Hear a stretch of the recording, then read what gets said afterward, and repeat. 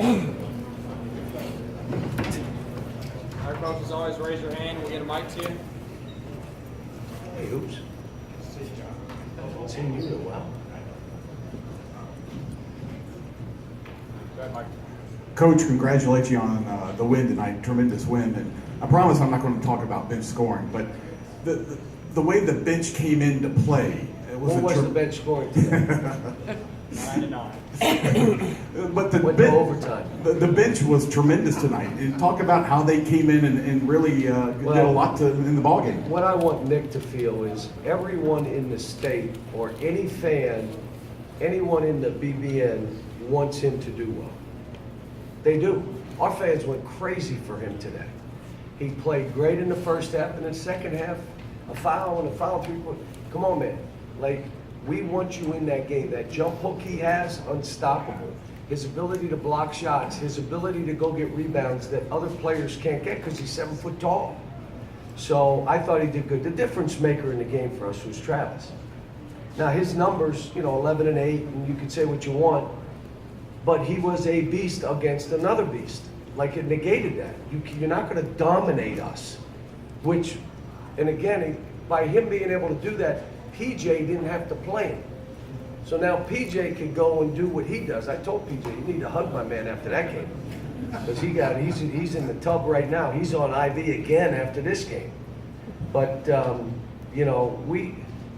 our bench, Emmanuel, and I'll tell you who's unbelievable is EJ right now. But I'll say this, PJ's playing so well. Now I got to figure out, do I just play them together? Because the kid, in 9 minutes, he goes for 4 points and 6 rebounds in 9 minutes. And he's active and he's blocking shots. He's really proud of him. And he's got a great attitude, and so does Nick. Nick's not blaming anybody. He's not, you take me out every time I make a mistake. He ain't saying any of that. This is just, I want my chance to get in there and play. Up right here, Curtis. How close was PJ to the best player in the country that you said he could be?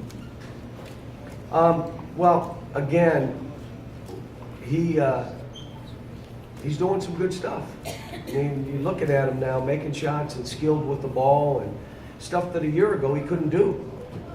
Making free throws, playing, sustaining effort, not floating and coming in and out. I mean, but it's conditioning. The same thing with Ashton. Ashton today played like he had been playing. For 2 games, he went downhill. And then it affected us the last game. In this game, he came back and, what we did after practice on Thursday, I called the guys and we went in the locker room, and on the film I said, I got to show you some video.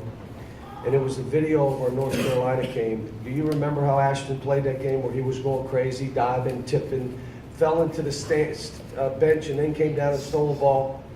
And what I basically said is we watched 9 clips of him. Now, we don't have this guy anymore. I don't know where this guy went, but if we ever got him back, we'd be really good. And they all laughed. And we watched all these plays and said, that's who you were. Now, you chose to change. We don't know why, but you chose to be somebody different. And so, he was good today. And I thought Tyler Hero, double-double, 13 rebounds. He was fighting for balls. And Keldon scored the ball. It was a good effort. And let me tell you, they are the #1 team in the country. They are. They miss some shots they normally make. We gave them a chance where we had them down big, and all of a sudden you turn around, it's 15, 16, 12, and I could see them making shots and beating us. And that's why I was going crazy on some guys, because they're looking at me like, why are you going nuts? We're still up 12. We're up 24! Like, what? But they're young kids, and they don't seem to get that, but, but it was good. And I know how good Tennessee is, and that's why I told our fans, enough of that they're overrated. They're not overrated. They're probably underrated. People don't realize it. When you have a team like that, that's been together, that their assist-to-turnover ratio is off the charts. When they create shots for each other like they do, when they're that physical with an inside and an outside game, where they don't rely on threes. They only shoot 18 threes a game, like us. We shot 13 today. They shot a bunch more today. But on average, they're shooting 17 or 8. They're not winning shooting threes. They're winning playing basketball. And they're unbelievable defensively. And, we got them today, but, we got to go up to Knoxville. Could we Do we have to go up in Knoxville? Go on the left side with there, all the layers, and I'll move that on. John, anything different tonight? Last two games you had a big lead and lost in the second half. That didn't happen tonight. It built it for a while. Anything changed there? Yeah, we lost to LSU. So I hit him right after the game with LSU and just said, hey, that was a tough loss. But you know what? We needed it because our team is changing. We're not the defensive team that we've been. We have individuals changing how they were playing when they were successful. We need to get it back. We need to go back to what we were. And you know what? Sometimes you got to get knocked in the head to know that. And so the loss to LSU probably helped us win this game. Go Larry. John, you normally say with the way your teams are, you're not going to have a dominant score. So what has made PJ over these last 7, 8, 9 games? What's made him become your dominant scorer? What's he doing different? Well, one of the things is we just went at him. We just like go. And he also, we like him at the top of the key shooting some threes because he can make that shot. But the whole thing again, no lapses, none.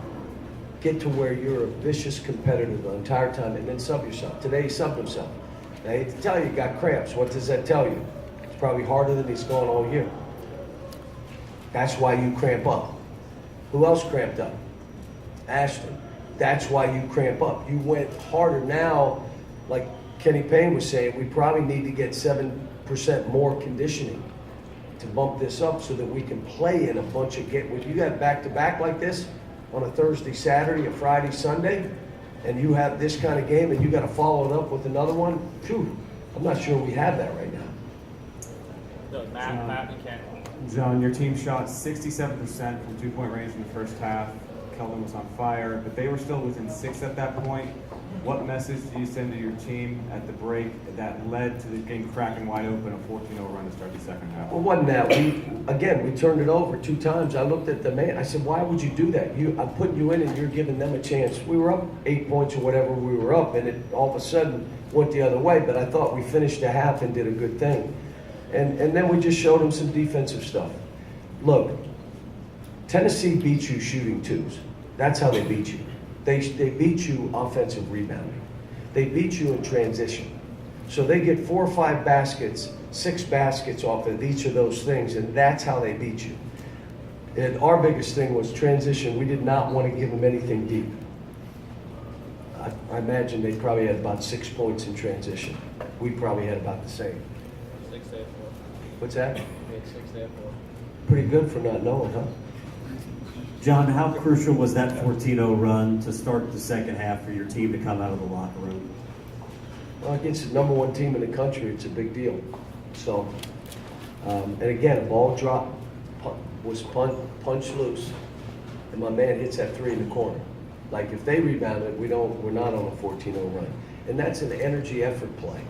And I keep telling these guys, you know, in most cases they're being evaluated that way.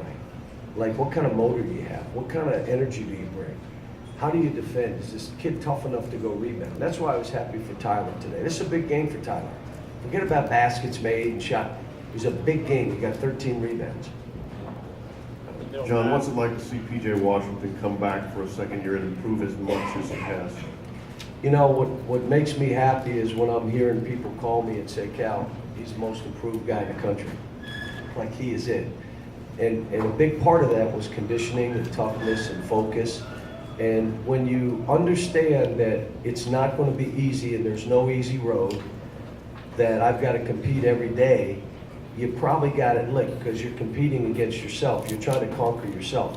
PJ finishes first in every run we do right now. Every run we do, Kenny Payne screaming and yelling, don't let him finish first. The guys are trying to chase him down and he ain't letting them. Now let me explain. He wasn't first last year. But he wasn't last because there was about 6 of them back there. Over on the right top. Cal, Hamadou tonight jumped over Shaquille O'Neal and won the NBA dunk Wow, they contest. told me that. How Your about reaction that? to Yeah, I heard. That was great. Eric told me in there. So proud of him. He jumped over. Was Shaq on his hands and knees? Was he? Standing straight up. No. Shaq was standing straight up. Yep.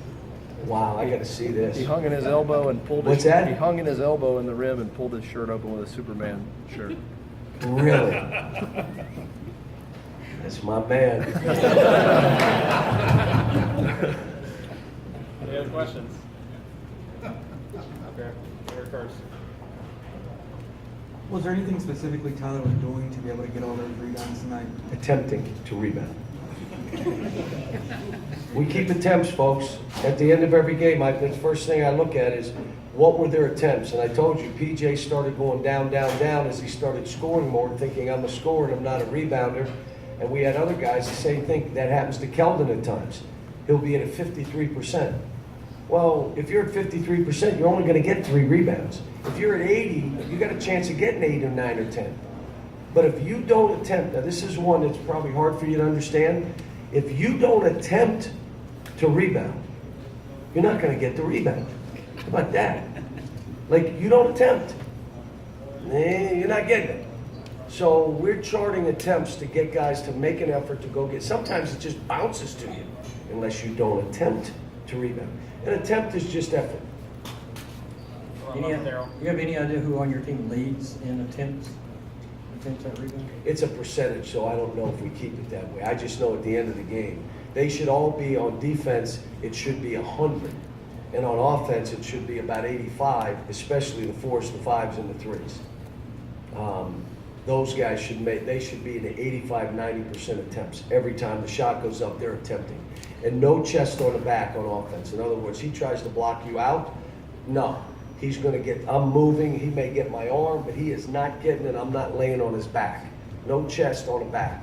So, and that's what EJ does. That's why EJ gets his hands on all these balls. He has an effort and an attempt to go get it. You get extra credit for 2 hands? We're 2 hands is a big deal, as you know, for us.